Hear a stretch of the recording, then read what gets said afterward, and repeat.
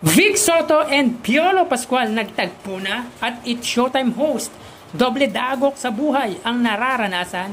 Yan at iba pa ang pag-uusapan natin ngayong araw. Pero bago ang lahat, kamusta muna kayo mga kaparokya? Sana nasa mabuti kayong kalagayan dahil maulan po ang araw natin. Ako po si Mervin at nandito muli tayo para pag-usapan ang ganap sa loob at labas patungkol sa dalawang noontime show sa bansa, ang It's Showtime at ang Eat Bulaga. Subalit, para maumpisahan natin ang ating kwentuhan ay humiling ako na pakisubscribe ang aking YouTube channel.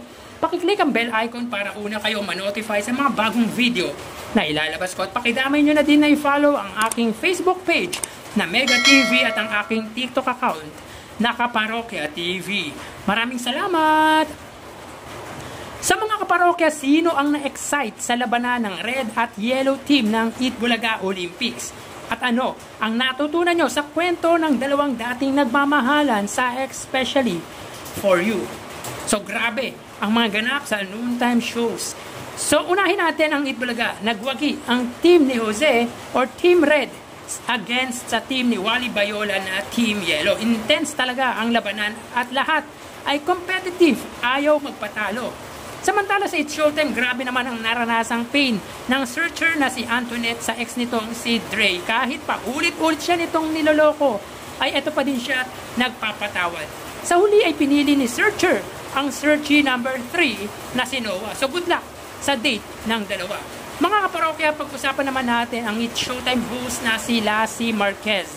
Grabe ang sinapit ng It's Showtime host dahil isa sila sa naapektuhan ng baha dulot ng bagyong Karina. Anya, para kang nagsisimula or magsisimula na naman, back to zero. Ayon pa dito ay aabot daw sa kalahating milyon or 500,000 ang halaga ng pinsala, kabilang ang ilang appliances at marami pang iba. Ito ang dahilan kung bakit hindi siya napapanood sa noontime show ng madlang people, mga kaparokya. So, talagang ang lupit ng iniwang pinsala sa bansa ng Bagyong Karina. Talagang traumatic sa mga tao o pamilyang naapektuhan dulot ng Bagyong Karina. At ang hirap pa dito sa kalagayan ni Lassie ay kamakailan lang ay namatayan ng ama si Lassie. So talagang doble dagok ang naranasan ng It's Showtime host na si Lassie Marquez. Hirap bumangon dahil nasa stage ka pa lang ng pag-move forward ng pagkawala ng isa sa mahal mo sa buhay at ngayon nadagdagan pa ng isa pang iisipin at problemahin. Sa totoo lang mga kaparokya, mahirap talaga ang bahain dahil para ka na din nasunugan na walang nasalba. Back to zero kang talaga. Siyempre matatag ang It's Showtime host and for sure, maraming tutulong sa kanya lalo na ang mga katrabaho niya sa It's Showtime and for sure, hindi siya pababayaan ni Vice Ganda. Kumbaga, pagsubok lang yan, makakabawi din ito mula sa pagkalugmok nito. Ang importante ay maayos sila, walang nasaktan o napahamak sa miyembro ng kanyang pamilya. Samantala, kahapon mga kaparokya ay nagtagpo na ang mga bida sa pelikulang kasama sa MMFF or Metro Manila Film Festival 2024 na The Kingdom ni Bossing Vic Soto at Piolo Pascual. I guess ito ang dahilan kung bakit wala sa Eat Bulaga kahapon si Bossing dahil sa unang pagkakataon ay nagkita-kita ang mga cast, director, production and creative team ng pelikula. Ito din yung first time na mag-team up ang mga icon na sina Bossing Vic Soto at Piolo Pascual. At for sure kabang-abang ito dahil hindi ito yung typical na role ni Bossing sa pelikula na ginagawa niya. Kahit pa sabihin natin na veteran ito ay very challenging sa kanya ang role na gagampanan nito ngayon. Grabe si Bossing. Kung titingnan parang hindi siya senior citizen. Sinong mag-aakala na 70 years old na si Bossing? Batang-bata tignan para sa edad niya. Parang di nalalayo sa edad ni Piolo Pascual. So yun nga mga parokya, ito ang muling pagbabalik ni Bossing Vic Soto after 5 missing years sa paggawa ng pelikula. Kaya sabik ito sa muli niyang pagbabalik. Mga kaparokya, bago natin ibigay ang TV ratings para sa araw ng Lunes ay humiling ako na pakisubscribe ang aking YouTube channel. Pakiclick ang bell icon para una kayong ma-notify sa mga bagong video na ilalabas ko. At pakidamay nyo na din na i-follow ang aking Facebook page na Mega TV at ang aking TikTok account na Kaparokya TV. Maraming salamat!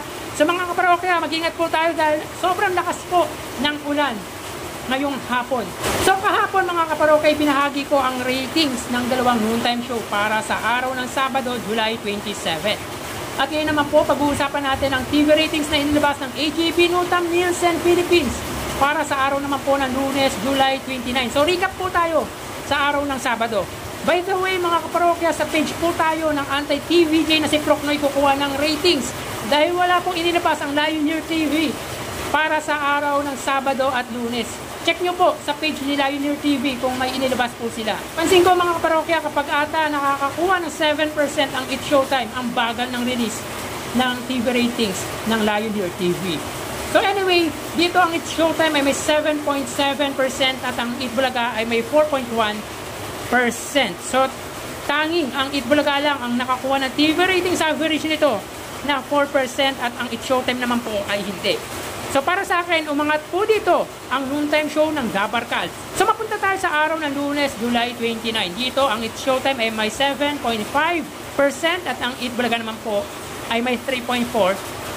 So after a week ay bumalik sa 3% ang Itbulaga. Dahil 6 or 7 consecutive days, nakuha po nila ang 4% and up. Ganun din naman po ang It's Showtime na consistent 4 days sa 8% up to 9%.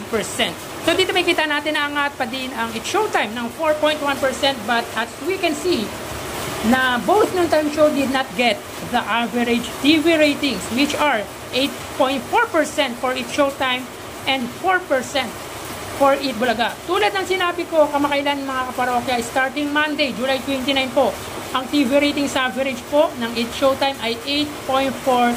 Dahil sa GMA may 6% TV ratings average po sila. Sa GTV ay may 1%. Sa A to Z ay may 1%. Sa Kapamilya Channel ay may 0.3%. At sa All TV ay may 0.1%. So ang total nito ay 8.4%. Samantalang ang Itbulaga supposed to be ay 3.8% average ratings. Dahil ang TV5 ay may 3.5% at ang RPTV ay may 0.3%. Pero syempre, stick tayo sa 4% TV ratings average para sa Itbulaga. Well mga kaparokya, disclaimer lang po, ito ay sariling opinion ko lang. Ginawa ko yung average ratings dahil alam naman natin kung ano ang advantages ng It's Showtime sa Itbulaga in terms of reach and signals courtesy of GMA Network. Actually, manood ka nga lang sa bus tapos channel 5 or TV5 pinapanood mo, nawawala na agad ng signal. How much more pa kaya sa mga liblib na lugar? Unlike sa GMA na malawak ang naabot at malakas ang signal. Yung dami ng TV stations, 5:2 TV station. We consider din yung mga guest dahil mahalaga ang guest sa isang show. Kaya dito, nakakalamang din ang It's Showtime. Viewers also, iba din ang solid viewers ng ABS at GMA. For sure, maraming aalmang It's Showtime supporters. So, unahan ko na po kayo mga kaparokya, opinion ko lang naman po ito. At kung ang Itbulaga ay may 5 channels at dalawa lang sa It's Showtime, ganun din po ang gagawin natin. Maglalagay po tayo ng barrier or TV ratings average para maging fair. So again, hindi po nakuha ng dalawang noontime show ang TV ratings average nila, kung kaya't para sa akin, wala pong umangat dahil parehas pong mababa at hindi po nila nakuha ang TV ratings average nila.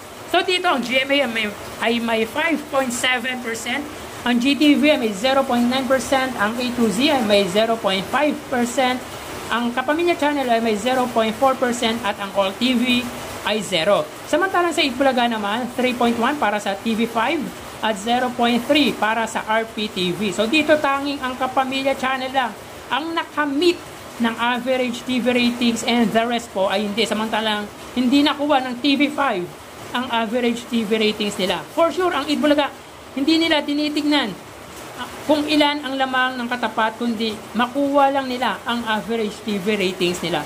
Tulad ng sinasabi kong 4%. So mga kaparokya, magkaganon man, iisa lang naman ang hangarin ng dalawang noontime show, ang magpasaya, mag-entertain at tumulong not only in financial aspect and also the learnings that we can get on both noontime show. So mag-ingat po tayo dahil maulan mga kaparokya. Thank you and God bless.